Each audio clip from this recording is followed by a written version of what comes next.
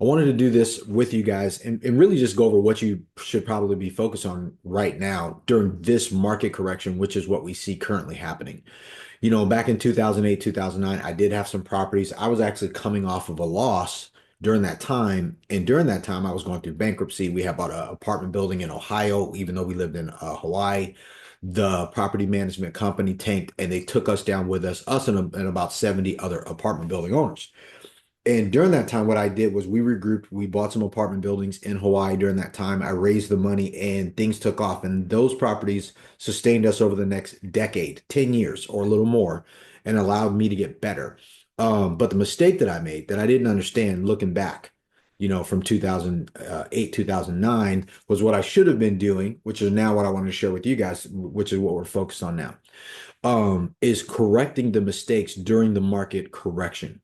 So, number one thing that I did that was a mistake, and I want to share with you guys so you guys don't make these mistakes, is I didn't actually do more deals. What I did was I got myself out of a bad situation, and then once the noose was off my neck by getting more apartment buildings and more houses at the time, because I was buying and selling houses subject to, I once we were out of once we were in the clear, I stopped. And I start, like it was like I saved myself. What I should have been doing was doubling down and buying more deals, and not just more deals. I should have been buying like better deals too. Like during that time, there was an opportunity to get into more properties. And once I got the 10 unit, the 12 unit, the 17 unit, the small multifamily properties, a duplex, fourplex, a single family house, and sold that, made a couple hundred grand. Like I should have doubled down on those activities. And those properties, the quality of the property should have actually got better. I didn't do that. So you guys are out there looking for deals right now, whether you're a real estate investor, or you have a business and you're like, okay, I need to really focus on my business and double down and make more money. Then at some point, even in your business, you're going to have to raise the level, the quality of your customers and your clients. So maybe you sell a product that's like $1,000, $5,000, or a service for that, and you charge whatever. Like get a higher caliber of customer right now. Now is the time to have those conversations, or start looking at acquiring another business that's similar to yours, that's symbiotic, that can attach to yours, or they have customers and clients and they're not doing well. Start looking at acquiring other businesses. So it's the equivalent of me. What I should have been doing, instead of buying 10 and 20 unit apartment buildings, I should have moved into the 40 and 50 and 60 unit deals at the time, but I didn't know, right? So that was a mistake that I made. I didn't do more deals or better deals. So that's number one. Number two, I didn't get more partners. So I raised money from an investor that became my partner. I was the operating partner and he was my financial partner. He was an investor. And then I had a few other partners that put up money on it. I'd find the deals, they would invest, and then I would do the work and we'd split the profit. But what I should have been doing was finding more people like that. I didn't do that. I just stuck to my core group of business friends and associates and my community that I had, which wasn't very big as it relates to investors was concerned. But I should have been doing what I'm trying to do now, getting everybody to know me in my market. Like if you're an investor and you have money you want to invest, you should be investing with us. Let's talk. If you're a partner, you're looking for deals and you want me to train you on how to find more deals, we should do that. Like I should have been collaborating with more people during that time, but I wasn't. I pulled into my little shell and I wanted to protect what I had, and I just dealt with the people who would deal with me rather than instead of contract, I should have been expanding. Really, really, which is what should happen in any type of market cycle where there's a crash and you're a business owner or you're a real estate person and you're out there doing stuff, you need to collaborate with more people. Don't pull away, lean in.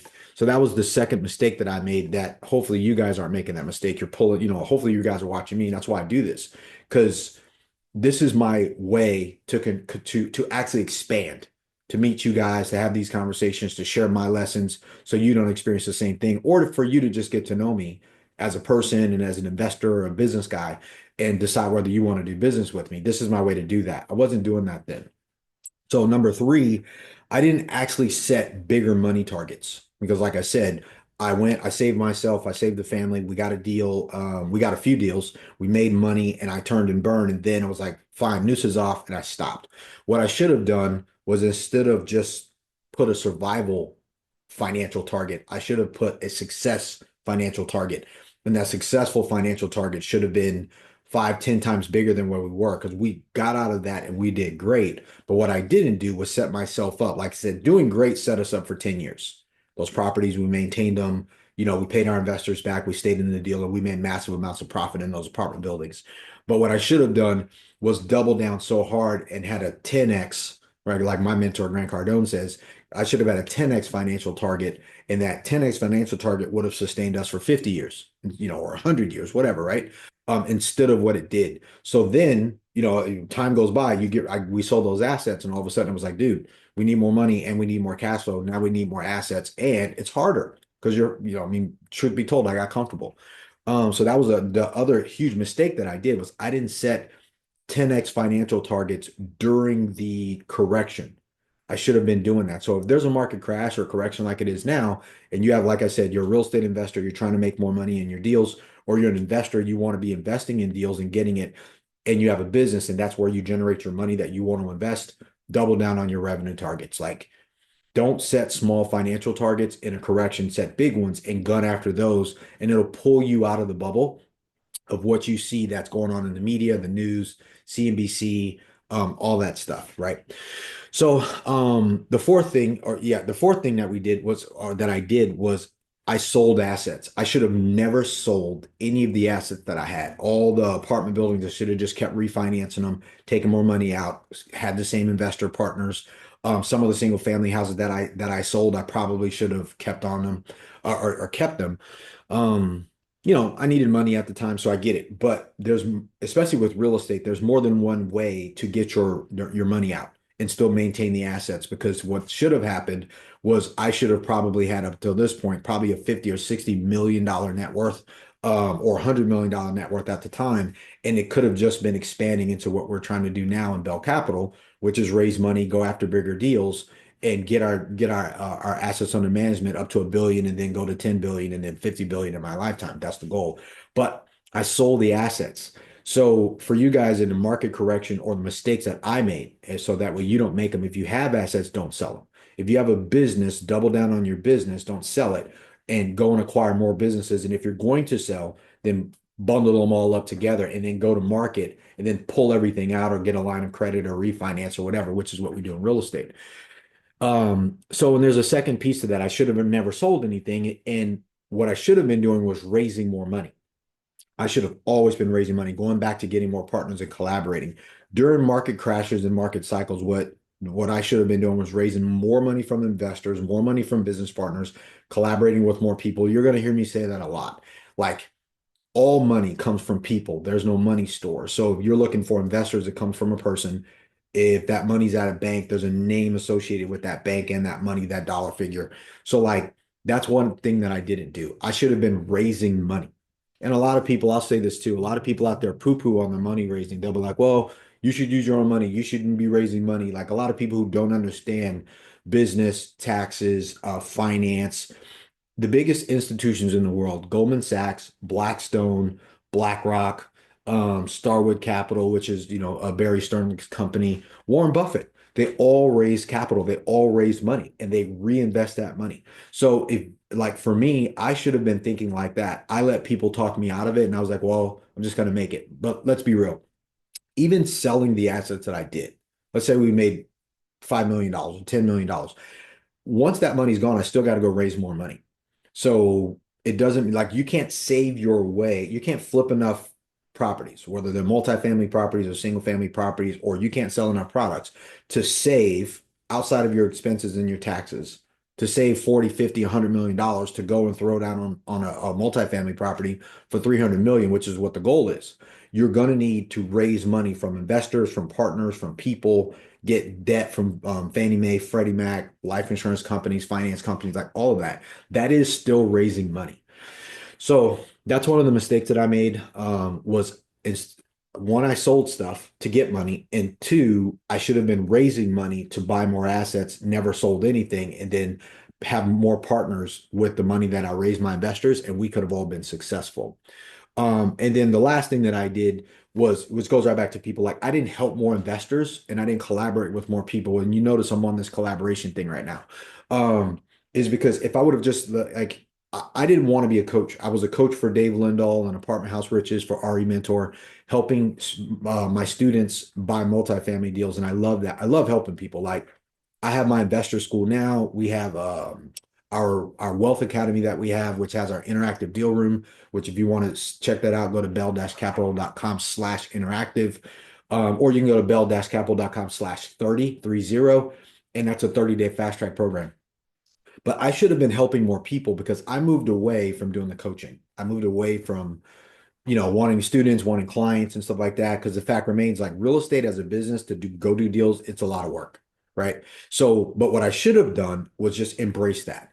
Hey, if you're a person that you want to get into buying your own properties, doing creative financing like I know how to do, whether it's raising money for single family, for multifamily properties, for all those distressed assets, for motivated sellers, I should have been helping more people do that and then have a bunch of students, build a big network or a bunch of clients, right? That join our club, not students, but have a big network of qualified people, people who made the investment in their self to learn, whether it's the membership, the monthly membership, the annual coaching fee, all the other stuff that we did and build an actual community of quality investors, people who are doing deals, investing and partnering with each other. I should have spent more time doing that. I didn't do that.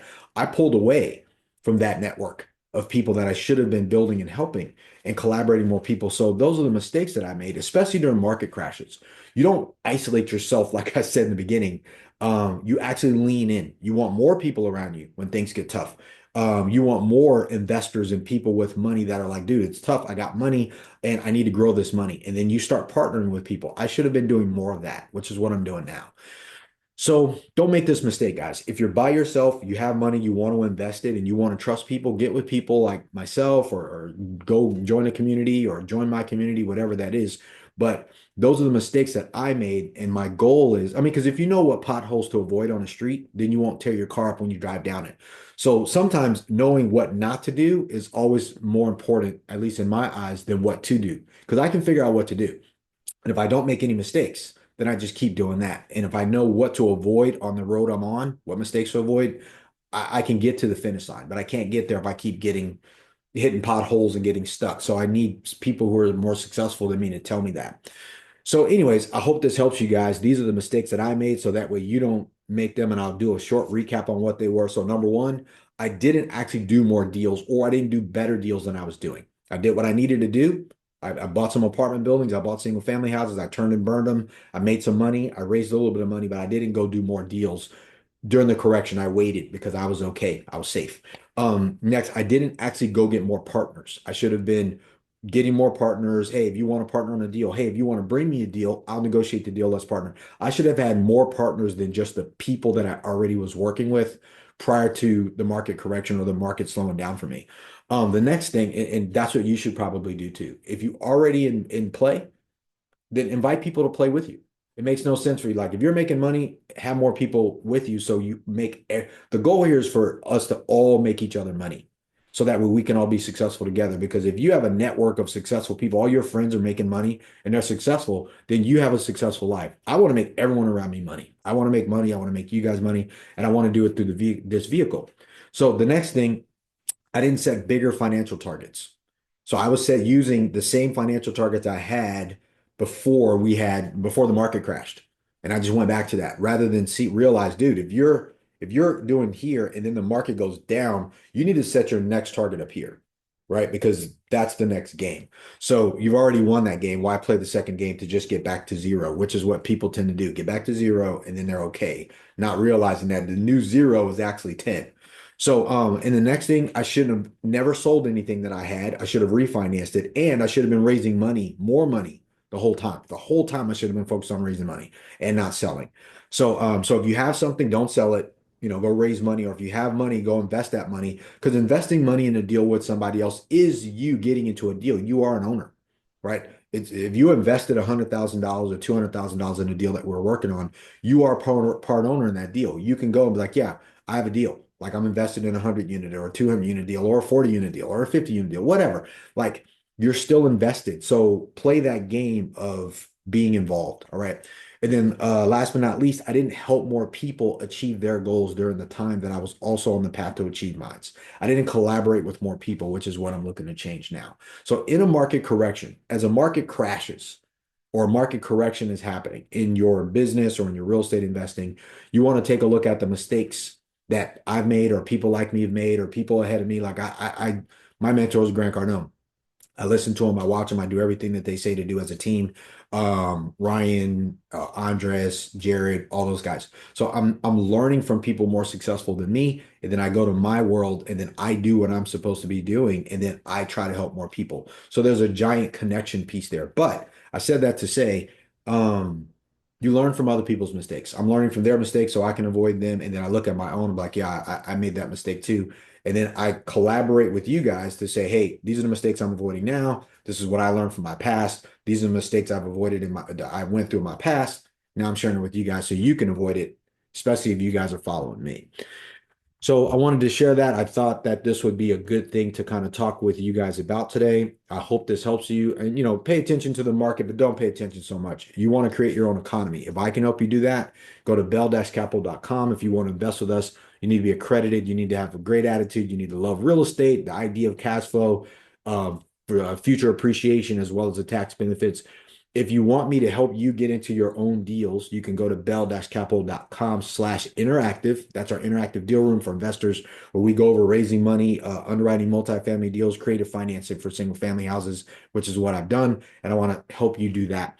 If you want a fast track, we have a fast track coaching program. It's 30 days. It is like drinking out of a fire hose, but we're going to go over raising capital, finding motivated sellers, and creative financing for single family houses, subject twos, as well as multifamily deals, small multifamily deals, anywhere from 10 to 20 unit deals. Because on those deals, you'll make anywhere from $500 to $1 million on a deal. And you can do that within probably about 3 to 5 years, which is what we did. All right. So, that's not Bell Capital. That's nothing, but that's, like I said, I'm trying to make sure to not repeat any past mistakes during this market correction by saying, hey, let's go get big deals together. If you want to invest, let's go do some small deals together, right? The mid-size apartment buildings, single family houses, creative financing, things like that. And then if you just want to invest, I have that too, but let's work on those and let me help you raise money from your network so that way you can get into deals. Whether you do this with me or you do it on your own, I'm here for you. All right. So like this video, share the video, comment on the video, give it a thumbs up, give it a thumbs down. If you hate it, don't be a hater and a hider at the same time, or subscribe to the channel. I do this for you. I try to drop a video or a couple videos every day, at least in shorts. And every week I try to do something like this, and I go over my mistakes, what to do, what not to do. I try to do any trainings for you guys on real estate, investing, money, success, wealth, all of it, but I am here. All right, so you guys have a great day today. Let's get after it. Boom. Are you an accredited investor with $300,000 or more liquid in the bank? I want you to come and partner with me. Look, if you love real estate, passive income, and positive cash flow, appreciation over long periods of time, and you're willing to be patient, come invest with me. Go to bell-capital.com. This is for accredited investors with $300,000 or more in the bank, ready to go. Come invest with me. Go to bell-capital.com.